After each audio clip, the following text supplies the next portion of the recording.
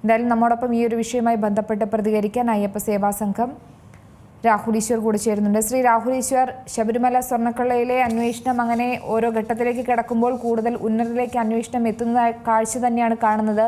പത്മകുമാറിന്റെ മൊഴികളുടെ അടിസ്ഥാനത്തിൽ കൂടുതൽ പേർ കുടുങ്ങുമെന്ന് ഉറപ്പാണ്. പക്ഷേ ഇപ്പോഴും അദ്ദേഹത്തിന്റെ മുഖത്ത് വിരിഞ്ഞു നിൽക്കുന്ന ആ ഒരു പുഞ്ചിരിയും ധൈര്യവും അത് ആര് നൽകുന്നു എന്ന് തന്നെയാണ് ഇനി കണ്ടെത്തേണ്ടത്.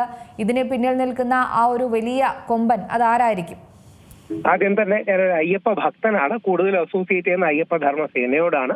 രണ്ട്, പത്മകുമാർ സാർ അദ്ദേഹം അദ്ദേഹം ഈ വിഷയത്തിൽ ഇൻവോൾവ് ആണ് എന്നുള്ള കാര്യത്തിൽ സംശയമില്ല. കാര്യം ഇത് ഒരു തെഫ്റ്റ് ബൈ പോളിസി അല്ലെങ്കിൽ കൊള്ള നയം വെച്ച് നയവും നിലപാടും എടുത്ത് കൊള്ള ചെയ്തൊരു സംഭവമാണ്. അതുകൊണ്ടാണ് യഥാർത്ഥത്തിൽ ദേവസ്വം ബോർഡിന്റെ വ്യാജരേഖകൾ ഉണ്ടാക്കിയത്, 39 ദിവസം ഈ സ്വർണ്ണപ്പണിക്കാരുടെ അടുത്ത് എത്തിയിട്ട് പറയാതിരുന്നത് തുടങ്ങിയ കാര്യങ്ങളുള്ളത്. അതുകൊണ്ട് അദ്ദേഹം പോസിറ്റീവായിരിക്കുന്നത് നല്ലതാണ്. പ്രായമായ മുതിർന്ന മനുഷ്യനാണ്.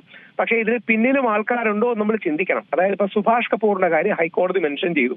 സുഭാഷ് കപൂർ ഏകദേശം 1200 അല്ലെങ്കിൽ 1300 കോടി നെക്സസ് ഉള്ള ഒരു അധോലോക മാഫിയയുടെ അല്ലെങ്കിൽ ഈ വിഗ്രഹ മാഫിയയുടെ അമ്പലക്കൊള്ള മാഫിയയുടെ ഒരു ഭാഗമാണ്. ആഗോളതലത്തിൽ $6 ബില്യൺ ആണ് ഇതിന്റെ വിറ്റുവരവും മറ്റും ഉള്ളത്. അപ്പൊ ഇതൊരു വലിയ മാഫിയ ഇൻഡസ്ട്രിയാണ്. നമ്മുടെ ശബരിമലയിലുള്ള ഒറിജിനൽ സ്വർണം പതിച്ച ചെമ്പ് കട്ടളപ്പാളികൾ എവിടെയെന്ന് അല്ലെങ്കിൽ സ്വർണം പതിച്ച ചെമ്പുപാളികൾ എവിടെയെന്ന് ഇനിയും അന്വേഷണം വേണം. അത് തിരിച്ചു കിട്ടിയിട്ടില്ല. തീർച്ചയായും ആൾക്കാർ ഇപ്പൊ അവരെല്ലാം കരഞ്ഞുകൊണ്ടിരിക്കണമെന്ന് ആരും ആഗ്രഹിക്കുന്നില്ല. വ്യക്തിപരമായ ആരോടും വിരോധമില്ല. കുമാർ സാറിനോടും വിരോധമില്ല, വാസു സാറിനോടും വിരോധമില്ല. പക്ഷെ സത്യം എന്താണെന്ന് അറിയാനുള്ള അവകാശം ജനങ്ങൾക്കുണ്ട്. നീതി നടപ്പാകണം. ശബരിമല അയ്യപ്പന്റെ സ്വർണം കെട്ടാരെ വെറുതെ വിടാനും പാടില്ല. അതുകൊണ്ട് ഇതിന്റെ പിന്നിൽ ആരൊക്കെ ഉണ്ടെന്ന് അറിയില്ല. കൂടുതൽ അന്വേഷണങ്ങൾ ഉണ്ടാകണം. ഇനിയും വേറെ ആരെങ്കിലും ഉണ്ടെങ്കിൽ അവരെയും അറസ്റ്റ് ചെയ്യണം. ഒരു കാര്യം കൂടി, ഇപ്പോഴുള്ള അന്വേഷണം ശരിയായ ദിശയിൽ തന്നെയാണെന്ന് തോന്നുന്നുണ്ടോ? തീർച്ചയായും. കാര്യം ഹൈക്കോടതിയുടെ മേൽനോട്ടമുണ്ട്. ഇപ്പോഴും ഒരു ചലഞ്ച് ഉണ്ട്, ഇല്ലെന്ന് പറയുന്നില്ല. കാര്യം ആഭ്യന്തര വകുപ്പിന്റെ അല്ലെങ്കിൽ CPM ഭരിക്കുന്ന മുഖ്യമന്ത്രി ഭരിക്കുന്ന ആഭ്യന്തര വകുപ്പിലെ ഉദ്യോഗസ്ഥരാണ് ഇത് ചെയ്യുന്നത്.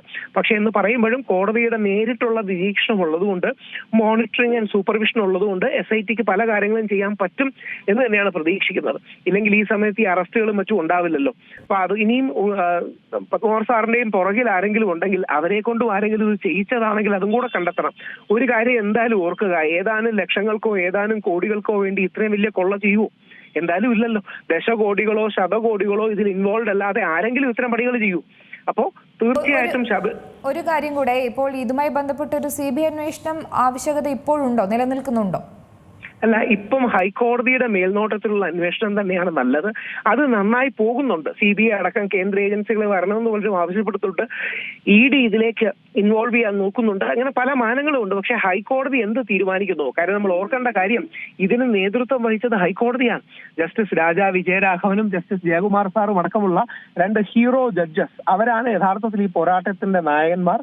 അതോടൊപ്പം മാധ്യമങ്ങളും പൊതുജനങ്ങളും പിന്നീട് അവരെ സപ്പോർട്ട് ചെയ്യുകയാണ് ഉണ്ടായത്. അതുകൊണ്ട് ഹൈക്കോടതിയെ നമുക്ക് പൂർണ്ണമായി വിശ്വസിക്കാം. ഇത് ഹൈക്കോടതിയുടെ കേസാണ്. ഈ കേസിലെ പരാതിക്കാരൻ ബഹുമാനപ്പെട്ട ഹൈക്കോടതി തന്നെയാണ്.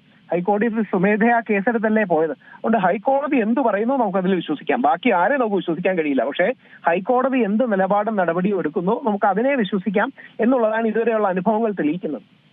ശരി, വളരെയധികം നന്ദി ശ്രീ രാഹുൽ ഈശ്വർ. അവസരത്തിൽ പ്രതികരിച്ചിട്ടുണ്ട്. ഏറ്റവും പുതിയ വാർത്തകളും വിശേഷങ്ങളും വിരൽ തുമ്പിലറിയാൻ Zee മലയാളം ന്യൂസ് എല്ലാ ഡിജിറ്റൽ പ്ലാറ്റ്ഫോമുകളിലും ലഭ്യം.